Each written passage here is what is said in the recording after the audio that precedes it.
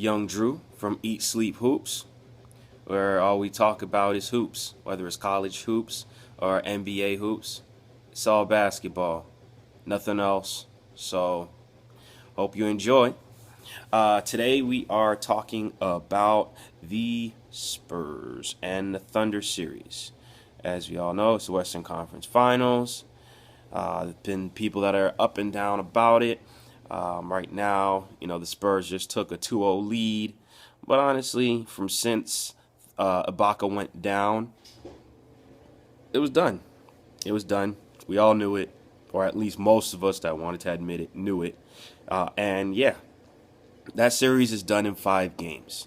It's done in 5 games because, as you've seen in these last 2 games, and as you've seen throughout these playoffs, the Spurs are focused.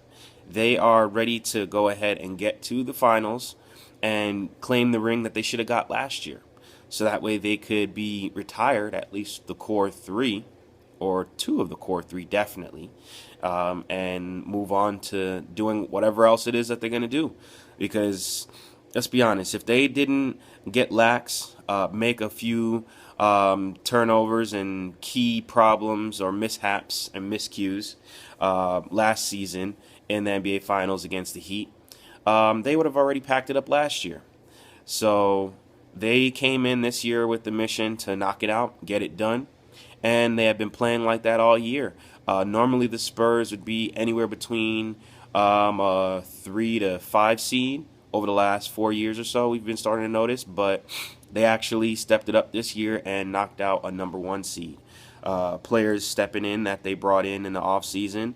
In terms of Bellinelli, I mean, after seeing how he played with Chicago, I was never expecting Bellinelli to go anywhere and play like he's been playing this year. Also, Patty Mills. I mean, everybody knows Patty Mills is legit. I mean, he's a starting point guard for the Australian national team.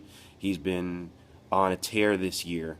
He's playing like he was playing back when he was at Gonzaga. So Patty Mills is playing like how everybody that followed him from back in his college days thought he would play. He's playing like that now. And, R.C. Buford is just showing once again why the Spurs are an elite franchise. I have no partiality to the Spurs. I actually don't like the Spurs. They're probably one of the most boring teams in terms of how they play. But let's be real. They are like the Patriots, but of the NBA. You make mistakes, they exploit it. Westbrook going for 24 field goal attempts. Wow. Now, I like how Westbrook plays. I know a lot of people like to be back and forth about how he plays. Some people don't like it. Some people say that it's good. But honestly, at this point, he plays how he plays, and I mean, it's good enough to get them where they've been year in, year out. They're a number 2 seed. So obviously it works. My only problem is his lack of incorporation or understanding his pecking order on the Thunder. I see him as the secondary option, not the primary option. And you have the MVP as well as the scoring champ of the last few years, except for that 1 year where Melo took it. Honestly, it could have been the last 3 to 4 years straight up Kevin Durant, and not with him hogging or anything, just flat out producing. And I feel like Westbrook having that many shot attempts and not putting up gaudy numbers is a problem.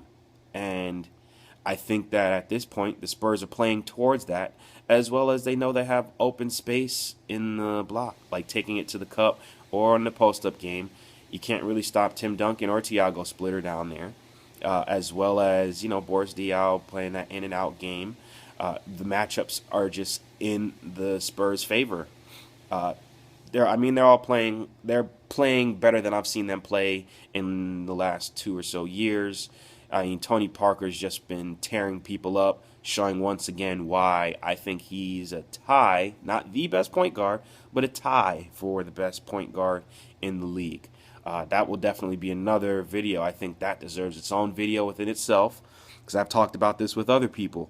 And this is very interesting of a topic based on how you might understand and interpret what's going on in the NBA and how you evaluate point guards. But definitely, I do think that this series is done. I think that it's not a sweep, definitely not a sweep. I think that in 5 games, it'll be done. Um, if they were to get lax, it may go to 6, but definitely I think that with the Spurs, it's going to go to 5 because they want to make sure they're well rested. The Pacers and the Heat series, it's a toss up. That's anybody's series. Game in, game out. I mean, analysts trying to take a stand and mark their flag and say, oh, it's going to be this team or it's going to be that team. You're foolish because that's just a well balanced, spontaneous. There is some new developments, especially with this concussion thing. We'll talk about that too, but definitely 5 because I think they want to get their rest. I mean, you've seen how it's been playing out. The Popovich does not pull punches when it comes to pulling out his starters and getting his bench in. And with how solid their bench produces, definitely, I mean, it can be done that quick. It really can be done that quick. They're very efficient. They don't waste their time. They know who they are. They know what they want to do and in how many minutes they want to do it when it comes to their key players. And, yeah, they're going to get in there, put in their work, and knock it out just like they did with the Trailblazers. I think Pride, which, funny enough, they were talking about it. Charles Barkley against when it was the Trailblazers series. Barkley and Shaq, especially Shaq. Shaq was the main one that was highlighting it, and it is the truth. You do see teams when they know that it's done and it's going to be time to hang it up, that they start playing, and it's in their mind like, look, we don't want to get swept. Don't get me wrong. We're going to lose this, but you're not going to sweep us. And clearly, I think that the Thunder are at that point right now where it's, you know what? We're not going to get swept. We're going to lose. I mean, let's not get it wrong. I mean, they didn't lose Harden to expect that, Westbrook and Durant was going to carry their team alone, or that a pairing of Collison all of a sudden with Steven Adams is going to save them and make them get to the finals. That's not happening. No Ibaka, which is part of the core 3 at this point for the Thunder, and that's it. I mean, they're young. They might get back again. I honestly don't think that they're going to get as far as they did. 2 years ago was it, and with Harden leaving, that basically took away their chance at either reaching the finals or winning it all. So leave me some comments. Let's talk about this. Let me know what you guys think. If you think that it's going to be done in a sweep, if you think that it might go full 7 games. I know there's some diehard Thunder fans out there. Rep for your team. It's not looking good. They're struggling. Definitely let me know.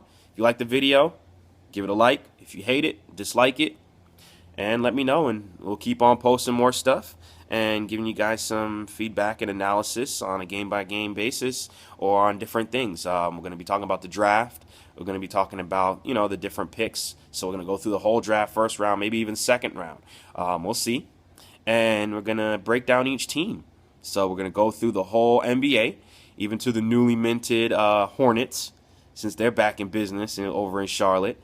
And we're going to go over all of them, what pieces they should move, who they should pick up in the draft, and then, we'll in time get over to free agency and things like that. So definitely leave me some love. So hate or not, it's all love. Appreciate it. This is Young Drew with Eat Sleep Hoops.